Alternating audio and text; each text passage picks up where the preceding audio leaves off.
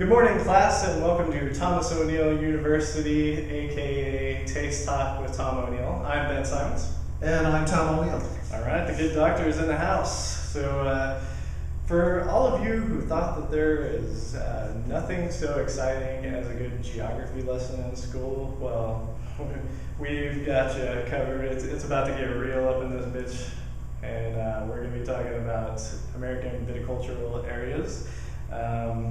And you know, it's something that's not necessarily nearly as street as I may have let on. You know? No, that's about as street as a discussion about American viticultural areas is ever going to be. All right, so let's talk a little bit about what an AVA or an American Viticultural Area actually is. Sure. In the federal government, there's a real fun department called Bureau of Alcohol, Tobacco, and Firearms. Heard those guys. Remember something about? Oh yeah, yes. Celebrates some of the favorite things we do as Americans. Within that department is an organization called the Tax and Trade Bureau, or TTB, and they set all the rules for what you can and cannot say about your wine and the labeling and so forth. An American Viticultural Area, or an AVA, is established by the federal government as a geographical region from which wine grapes are produced that have some similarity, something in common, and also have features that differentiate those grapes from other AVAs. Okay, I think I see. So when I'm sitting in a store looking at a wine label, and I actually spend a shocking amount of my free time doing just that, and I see that there's a name of a place on the label, like, you know, here in Washington we'll see Walla Walla or Columbia Valley or something. That means that at least 85% of the grapes come from that area. That's correct. An AVA is always a place name. It can be as broad as the name of a state, or as narrow as a very tiny designated area, such as Red Mountain right here in the state of Washington. And for a label to have that AVA name on the bottle, the grapes in that bottle have to be 85% from that AVA. So, Tom, let's talk a little bit about Washington wine. So, how many AVAs are there in the state of Washington? Last I checked, there were 9, but they're popping up on a pretty regular basis. So that number could change by the time you see this video. Yeah, I noticed that there are a couple of them that are hanging out there that may join the fray pretty soon. Yeah, there are some petitions out there for certain areas. Right now, the AVAs include everything from the Columbia Valley, which is a huge AVA that's kind of a catch-all, to Red Mountain, which is in fact very tiny. And the conditions in the AVAs, the weather and so forth, ranges from very hot, like Red Mountain or Olive Slope, to damp and rainy, like Puget Sound.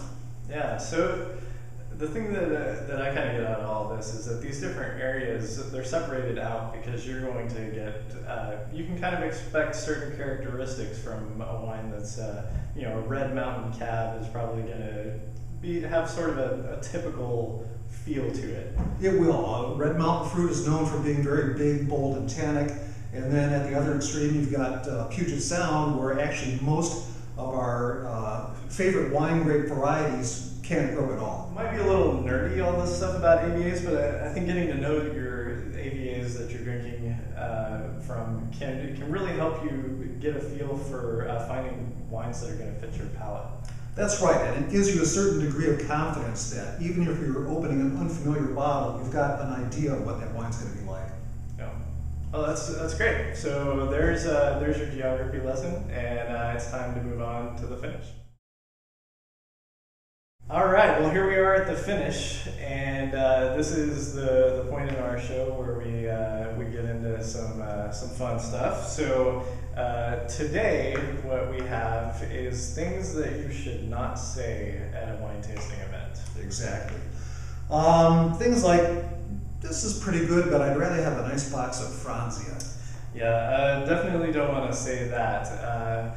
So I have here, hey, somebody just grabbed my Pinot.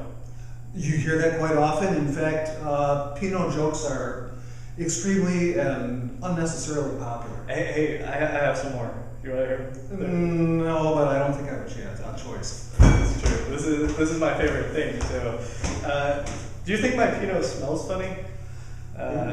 How about his Pinot is huge. I've got a whole collection of them. I could go on all day, but I'll let you. Please don't. Okay. Please don't. And you probably shouldn't go all Mel Gibson on us and call the person pouring the wine sugar tits. Yeah. In fact, you probably want to avoid anything that Mel Gibson has said in the last few years. Yeah, that's a good one to keep in mind. Here's one. What did Robert Parker rate this? Or what did Wine Spectator rate this? Or maybe what did James Lobby? What did that other guy rate this? Or what did James Suckling rate this? So Suckling. Anyway, that's just a few of the things that I would personally avoid saying in a wine tasting. And if you have some other things that you'd like to add to the list, because we really want to educate the people who are watching these, and we would love to share them with people. So feel free to leave them in the comments, or you can email them to us at info@thomasoneilcellars.com. Or we'll even accept a Twitter, a tweet. You can absolutely send it to Thomas O'Neill Wine on Twitter, and or leave it on our Facebook page at thomas.o'neill.cellars. That's it. So I think that's all we have time for today, and we appreciate you watching, and we look forward to seeing you next time. Cheers.